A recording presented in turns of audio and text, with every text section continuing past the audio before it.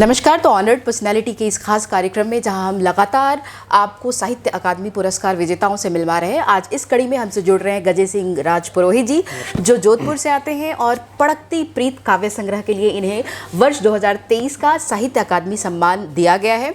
आज इनसे हम चर्चा करेंगे कि ये पुस्तक क्या है और इस पुस्तक में क्या खास है। जैसा कि उन्होंने पूर्व में भी बताया है कि जो कविता संग्रह है वो प्रेमाख्यानों पर आधारित है, जो मध्य कालीन प्रेम था, उस प्रेम के को केंद्र में रखकर शायद वो कविताओं को एक नई आवाज़ दी गई है। और थोड़ी परंपरा से इतर इस कविता के बारे में हम चर्चा भी करेंगे कि ये कविता हमारे कवि प्रेमियों के लिए और हमारे पाठकों के लिए क्यों खास है। स्वागत है राजपुरोहित जी इस खास कार्यक्रम में, जहां हम आपसे चर्चा करेंगे और आपकी पुस्तक के बारे में हम अपने दर्शकों तक बताएंगे।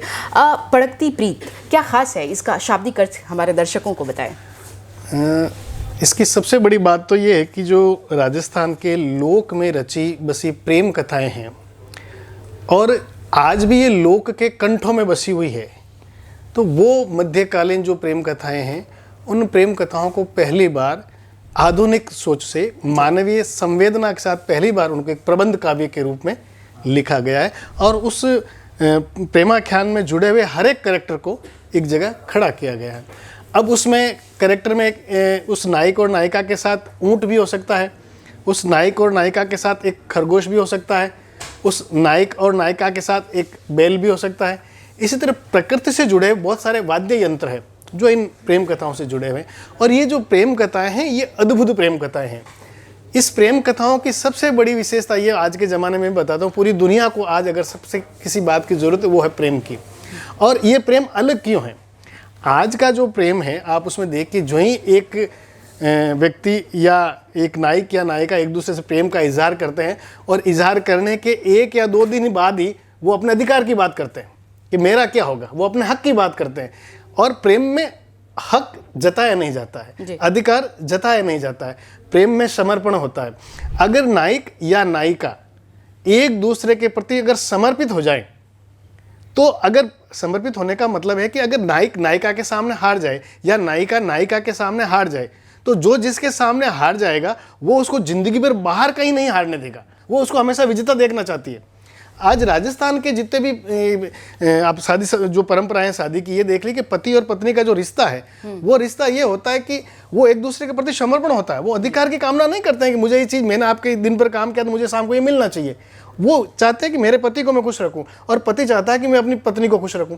तो ये जो समर्पण का भाव है ये रिश्तों में मधुरता लाता और यही सबसे बड़ी आज की युवा को जरूरत है। यही पड़क प्रीत है। राजपुरोहित जी एक सवाल बहुत माकूल है कि आपने जो केंद्र बनाया है, जिसके मुख्य चरित्रों को आपने गढ़ा है, रचा है, बुना है अपने शब्दों के जरिए, परंपरा से थोड़ी अलग है, लीक से थोड़ी अलग हटकर कविताएं हैं और आपने इसे आधुनिक रूप दिया। ये प्रेरणा कहाँ से मिली? जैसे मैं आपको बताना चाहता हूँ, राजस्थानी की जो मूल कविता है वो उसे डिंगल शैली में कहा जाता है। डिंगल का मतलब है उसका उच्चारण जो होता है वो अद्भुत होता है। जैसे मैं एक छोटा सा उदाहरण बताऊं, डिंगल रचनाएं कैसे पढ़ी जाती है।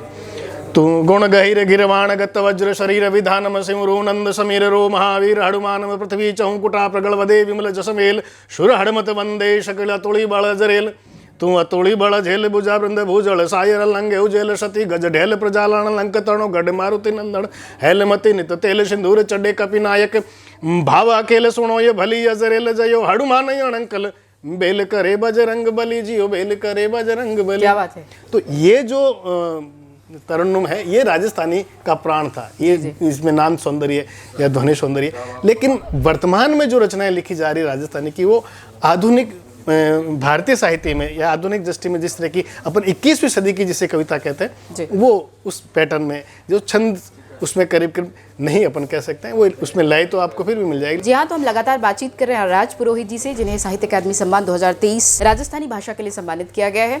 और बड़ा ही उल्लास का विषय है क्योंकि आज ये साहित्य अकादमी के परिसर में आज तमाम तरह के लेखक कवि आए हैं और सब अपनी अपनी भाषाओं पर काम कर रहे हैं और उन्होंने बहुत काम किया है। राजपुरोहित जी एक कविता आपकी संग्रह से हो जाए हमारे दर्शकों के लिए। एक छोटा सी उसमें रचना में सुनना बताना चाहूँगा। महाराजा एक प्रेमाख्यान है भारमली। तो भारमली का जो करैक्टर है वो मारवाड़ के महाराजा मालदेव से जुड़ा हुआ है। तो भारमली के साथ पहली रात में उनके साथ शादी होती है, शादी के बाद में अनबन हो जाती है और वो उनकी जो जिसके साथ शादी हुई है राजकुमारी उमादेव वहीं रह जाती है और राजा उसकी दासी के साथ भारमली के साथ जोधपुर के किले में आ जाते हैं।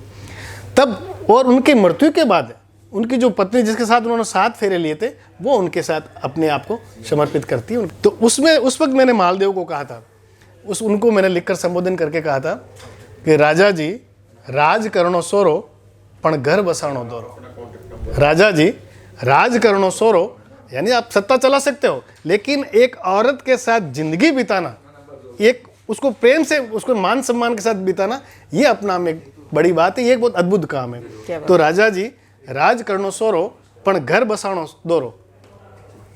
भुजबल री ताकत सु जुद्ध तो जीत सको, भुजबल यानी शक्ति से, भुजबल री ताकत सु जुद्ध तो जीत सको पण परणे तर्री प्रीत नहीं। परणे तर्री प्रीत जीतण सारू खुद ने हारनो पड़े।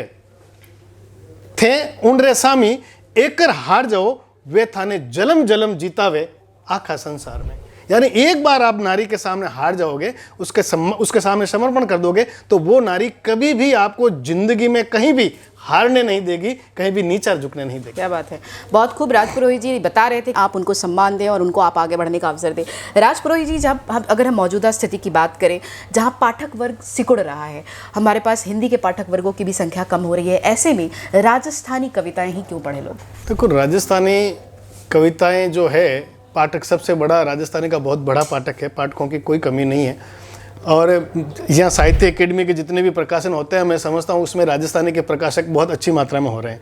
और राजस्थानी जो रचनाकार आज आ रहा, राजस्थानी युवा जो आज आ रहा इस साहित्य लेखन के क्षेत्र में, ये इसका यही कारण है कि राजस्थानी में पाठक बहुत ज़्यादा है और वो राजस्थानी भाषा को पूरी तवज्जो दे रहे हैं, तो ये सबसे बड़ा कारण है। क्या बात है। राजपुरोहित जी जोधपुर यूनिवर्सिटी में राजस्थानी भाषा के एचओडी हैं और अपनी बौद्धिकता से छात्रों को लाभान्वित भी कर रहे हैं। देश के नाम क्या संदेश देंगे? आज आपको इतना बड़ा सम्मान मिला है हमारे युवाओं को और हमारे सबसे बड़ी बात आप लोगों के मार्फत पूरे देश में ही कहना चाहूँगा कि जो हमारी भाषा है, जिस भाषा में हम लिखते हैं, उस भाषा को संवैधानिक मान्यता नहीं है। आज से 20 साल पहले, वैसे राजस्थानी भाषा की संवैधानिक मान्यता का जो आंदोलन है वो देश की आज़ादी से पहले 1944 से चल रहा है।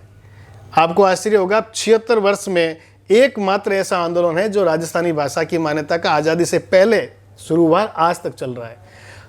बराणु का वोट क्लब पर बड़ा धरना हुआ था महाराजा अगस्त सिंह जी के नेतृत्व में, और उस धरने में वसुंधरा राजे जो पूर्व मुख्यमंत्री वो मौजूद थे, वर्तमान केंद्रीय मंत्री है गजेंद्र सिंह शेखावत, वो उसमें मौजूद थे धरने में।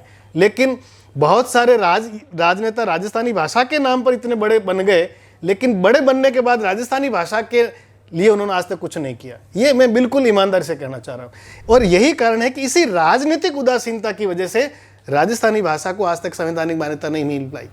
25 अगस्त 2003 को राजस्थान विधानसभा से सर्वसम्मति से प्रस्ताव पास करके केंद्र सरकार को भेजा गया था कि राजस्थानी भाषा को मान्यता दी जाए। एक नागरिक के तौर पे आप क्या अपेक्षा करते हैं?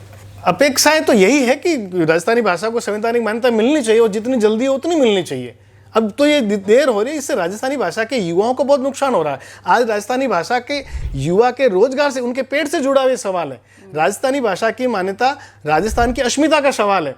अब भी अगर राजस्थानी भाषा को नहीं मिलते, आज साहित्य अकेडमी में 2 भाषाएं ऐसी है, एक अंग्रेजी और दूसरी जो 8वीं अनुसूची में नहीं है, तो क्यों नहीं, दोनों को होना चाहिए। वहाँ अमेरिका के व्हाइट हाउस में जहाँ राजस्थानी भाषा को मान्यता है, नेपाल की संसद में राजस्थानी भाषा को मान्यता है, विश्वविद्यालय अनुदान आयोग में राजस्थानी भाषा को मान्यता है, और आपको आश्चर्य होगा भारत सरकार द्वारा अभी तक 7 लोगों को राजस्थानी भाषा में उल्लेखनीय योगदान के लिए पद्मश्री दी जा चुकी है। क्या बात। तो जब आप पद्मश्री दे रहे हो तो राजस्थानी भाषा को संवैधानिक मान्यता क्यों नहीं दे रहे हो? तो ये कोई लेखकों का मुद्दा नहीं है, ये पूरे राजस्थान प्रदेश की जनता का मुद्दा है। और ये राजस्थान के जितने भी एमएलए है चाहे एमपी है, उनकी नैतिक जिम्मेदारी बनती है कि वो अपने प्रदेश की भाषा को संवैधानिक मान्यता दिलवाए। क्या बात है। इस अपेक्षा के साथ कि राजस्थानी को उसका मान मिले, उसका सम्मान मिले और वो हृदय धारिणी बने, हमने बहुत सारे सवाल लिए राजपुरोहित जी से। इन्होंने बहुत सारे सवालों के माकूल जवाब भी दिए और उन्होंने भाषा की अस्मिताई जो संकट है उस पर भी इन्होंने प्रश्न चिन्ह लगाया और अपेक्षाएं भी रखी हैं। बहुत सारा सम्मान आपको मिल रहा है, बहुत सारा प्यार मिल रहा है पाठकों का। आगे की क्या योजना है? क्या कुछ भविष्य में कुछ और लिख रहे हैं? लेखन तो निरंतर होता है और पुरस्कार मिलना, मैं इसको एक बड़ी जिम्मेदारी मानता हूँ। जब आपको कोई पुरस्कार मिलता है तो आपकी जिम्मेदारी बढ़ जाती है कि अब आपको और जिम्मेदारी से काम करना है। और ये जिम्मेदारी तो अंतिम सांस तक होनी चाहिए और निश्चित रूप से युवाओं को भी इसमें आगे लाना चाहिए, जोड़ना चाहिए, ताकि ये जो परंपरा है साहित्यिक सृजन की, ये हमेशा निरंतर बनी रहनी चाहिए। क्या बात है। तो मैं अपेक्षा करती हूँ कि हमारे दर्शक, हमारे पाठक भी इनके इस कविता संग्रह जो प्रेम से आच्छादित कविताएं हैं उससे जुड़ेंगे, उसमें सराबोर होंगे और ये कविता संग्रह सुपरहिट होगी। बहुत बहुत आभार, आपने हमें समय दिया, हमसे जुड़े।